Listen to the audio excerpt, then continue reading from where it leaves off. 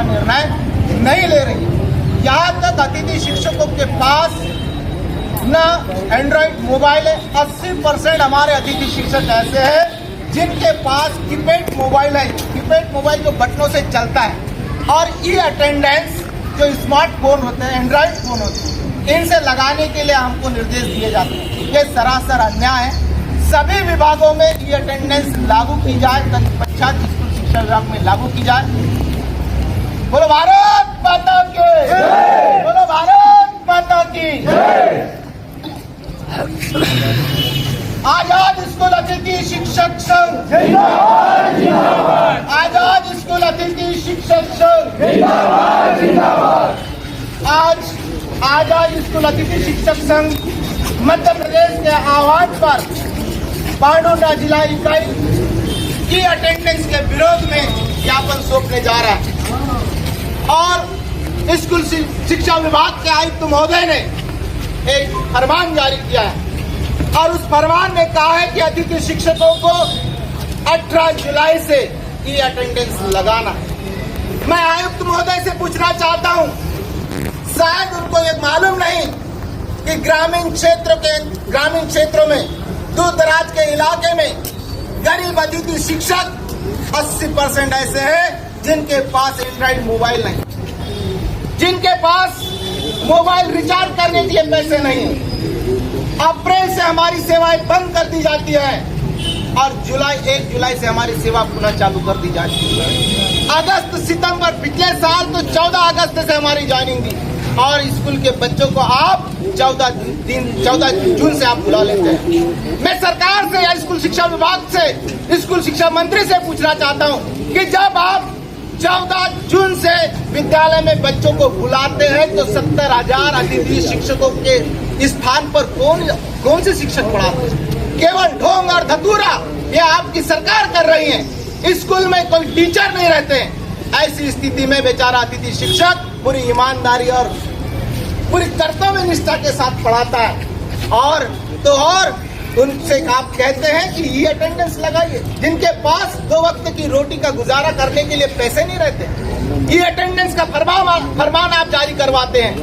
मैं e attendance का विरोध नहीं कर रहा हूं, मैं ई अटेंडेंस की खामियों को आपके सामने बताना चाह रहा हूं। ग्रामीण अंचलों में नेटवर्क नहीं है, अतिथि शिक्षकों के पास एंड्रॉइड मोबाइल नहीं है, रिचार्ज करने के लिए उनके पास आर्थिक स्थिति इतनी दयनीय है कि वो 2 वक्त की रोटी भी ढंग से नहीं खिला सकते।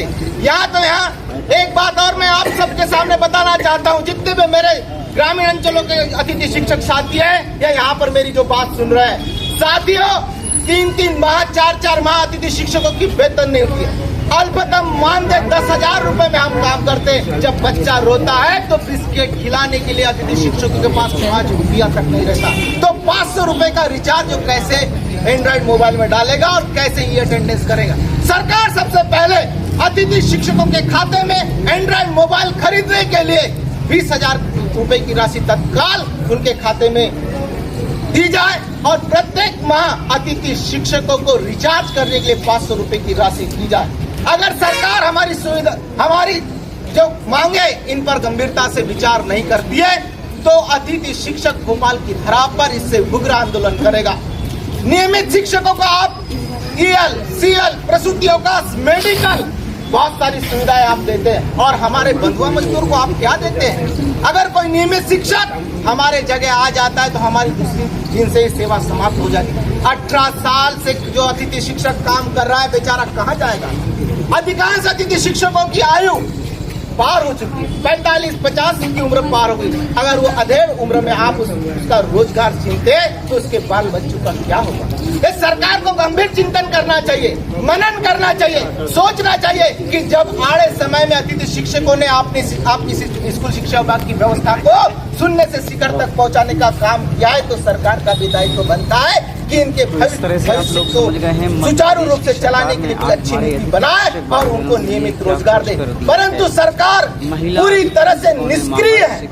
अतिथि शिक्षकों के हित में 18 साल से एक भी अच्छे नियम या अच्छे कोई सुविधा अतिथि शिक्षकों के नाम पर उन्होंने नहीं दी है, और काम पर काम बढ़ाते जा रही है। मैं सरकार से ये आग्रह करता हूँ कि हमारी जो तत्काल मांग है, तात्कालिक मांग है, उसको शीघ्रता से पूर्ण किया जाए।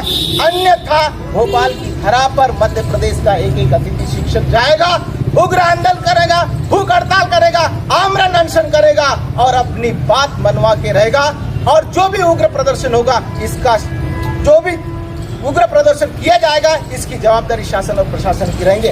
हम पूरी ईमानदारी से स्कूल की व्यवस्था को सुचारू रूप से चलाने में कोई कसर नहीं छोड़ते। तो सरकार का भी दायित्व है कि हमारे भविष्य के लिए कुछ ऐसी अच्छी नीतियां बनाए और उनका भविष्य सुरक्षित करने की दिशा में कुछ ठोस कदम उठाए।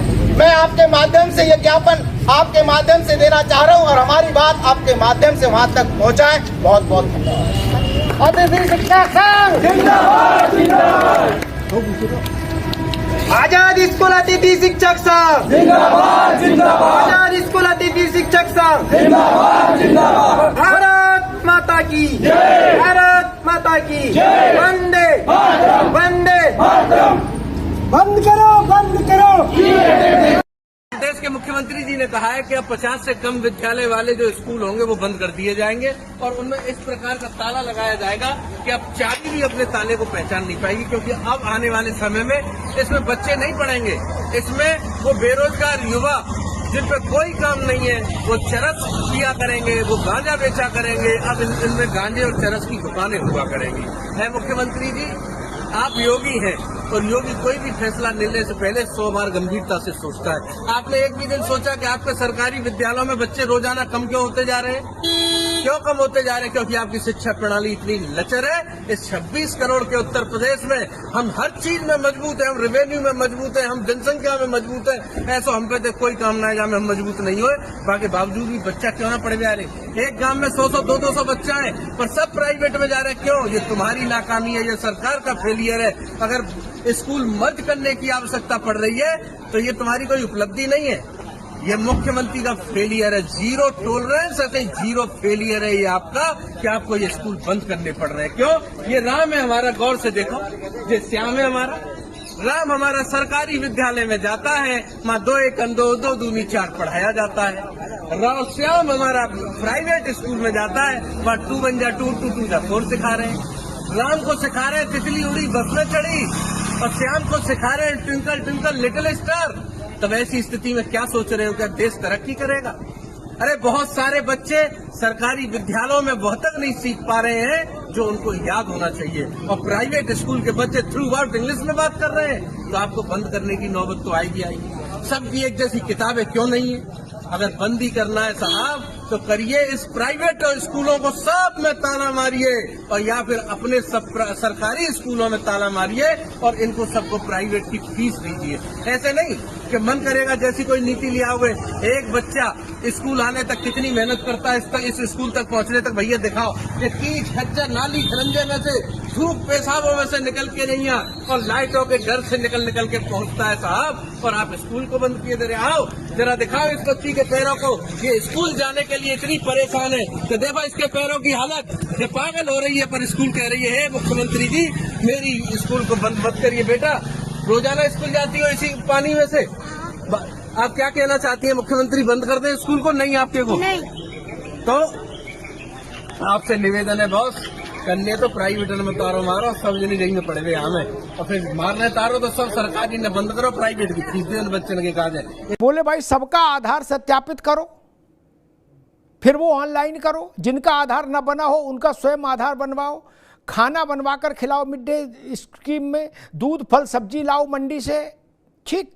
पुस्तकें बांटकर ऑनलाइन फीड करो, अभिभावक का आधार फीड करो, बैंक से सीड कराओ, बाल गणना करो, जनगणना करो, निपुण लक्ष्य हासिल करो, बिना सफाई कर्मी के लेटरिन को स्वच्छ रखो, पेयजल की समुचित व्यवस्था करो, बोट बनाओ, घर घर सर्वे करो, मीटिंग में जाओ, ट्रेनिंग करो, चुनाव के पहचान पत्र बांटो, चुनाव की पर्ची बांटो, चुनाव भी निपटाओ, काउंटिंग भी कराओ, विद्यालय की मरम्मत कराने की जरूरत हो तो मरम्मत कराओ, एक एक पैसे का हिसाब दो, पोलियो ड्रॉप आ जाए तो वो भी पिलवाओ, बोर्ड परीक्षा में जाओ। ये सारे काम ऑफलाइन करो और फिर ऑनलाइन हाजिरी लगाओ।